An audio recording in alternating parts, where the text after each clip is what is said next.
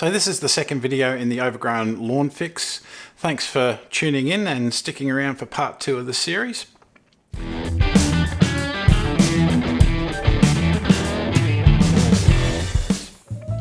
So these are my 14-day results that I'm going to be talking about here. Didn't quite get the results I was hoping for and expecting, and I'll talk about that in just a moment. Just a little bit of history. This was looking all great around early December and through to mid-December. The temperatures weren't super hot or anything like that, and was doing quite well with 2 deep waters a week. There was some hotter weather coming, so I had to increase the water a little bit. And look, the situation was, it was the run up to Christmas, and for a couple of weeks I really just couldn't get to the lawn, and I didn't mow or anything. So I knew I was coming to in the new year, boom, overgrown lawn. And hence this video series is about how to fix that and what I did. So there's a bit of a background. Now the second thing I want to talk about, which really hampered my results, was the weather conditions over the 2 weeks.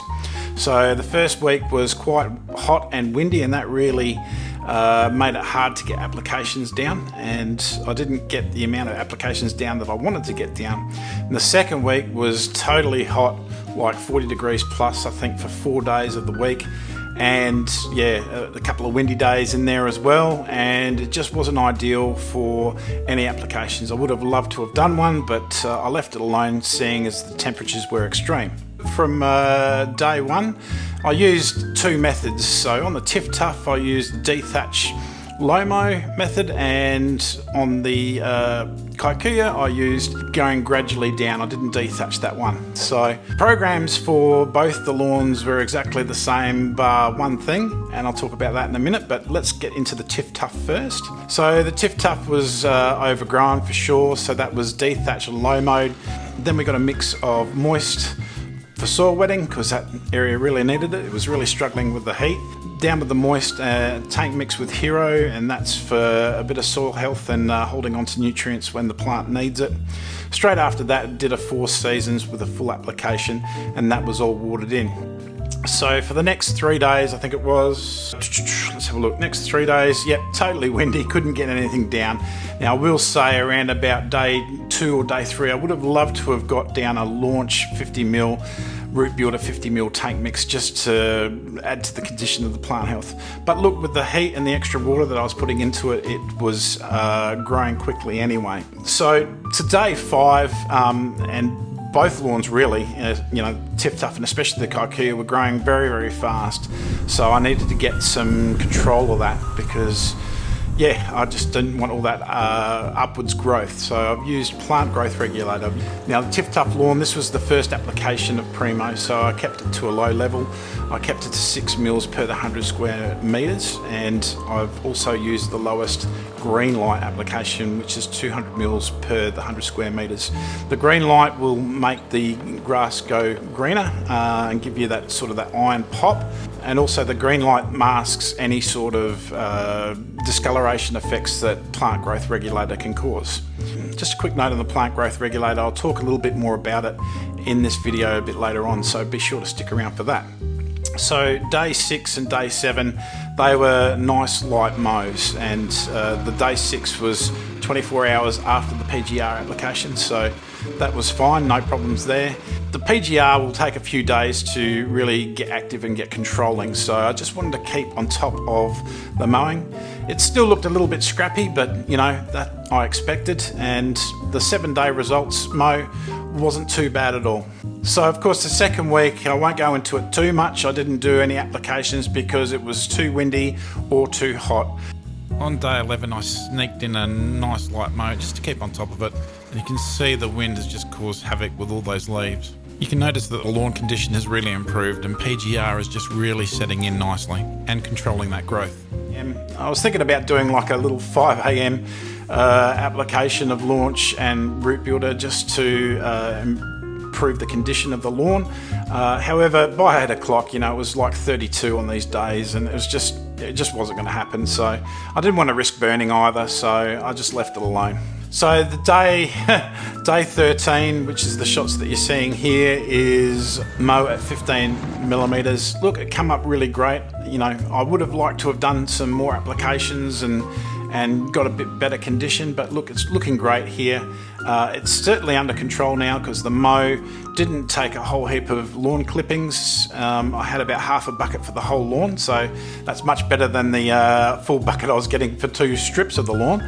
So it's going in the right direction. Okay, the kikuyu, that was basically the same program. The mowing was a little bit different. My first mow was at 2.5 inches, just to get ready for that lawn to be prepared for lower mows, and subsequent mows were all 2 inches. The only difference in the program is I had a bit of an area in the middle there that was a bit heat stressed, and it was also getting smashed by black beetles, as I found out. So I put down history on day 2 before the wind got really up. I'm sorry I didn't film that, but you know, it was just sort of like get to it, go for it. Throughout the 2 weeks, that area turned out to be quite green and no problems there. I've got to say that you know, everything was looking deep green, you know, after a couple of days of growth. And anytime I did a mow, I did it at 2 inches and trying to train it a bit lower. It did take a while for the PGR to grab hold of it, and again I did a PGR at a low level. I did it at 10 mils per 100 square meters for the kikuyu. I could have gone a bit more, but again, you know, this was the first PGR of this area, and you know, I just didn't want to cause any issues. Moving forward with both of these lawns, we'll be using PGR a bit more to control, because we've still got a fair bit of hot weather here. But all in all, it didn't turn out too bad. And look, I was a little bit disappointed with my last mow. It just was scalpy in a few bits, but look, after a couple of days growth, you won't notice that. So plant growth regulator, okay, just a few things that you need to know. You need to use it on lawn that's in good condition. You need to apply it when it's not windy and not hot or imminently hot. Also with mowing, you don't want to mow and then put PGR on straight away. You want to give it at least 6 hours before you put your PGR down. Similarly, mowing after PGR application, you want to be doing that no sooner than 6 hours, so after 6 hours. Both of these lawns were mowed a few days before the PGR application, and they were mowed like 24 hours after the application, so no problems there. The cool thing about PGR is that it'll lessen your growth going up and it'll send it laterally. It'll also increase the growth of the root system. It increases the quality of the sward of the lawn, and that's why we use it. The real benefit though is in your maintenance. When you're mowing, you're picking up less clippings, and you won't have to mow so often. So that's the real benefits of plant growth regulator, used during the growing season when it's extremely hot like it is now, and the lawn is just growing so fast and making maintenance a hassle. It is certainly great. So I would have liked to have a bit more control of the lawn throughout this 2-week period, but look, the weather was just too hot for any extra applications of plant growth regulator. Moving forward, both of these lawns, I'll be able to find a day that isn't so windy and so hot pretty soon, hopefully, and get another PGR down at a slightly higher level, and I think this will really improve the lawn quite some.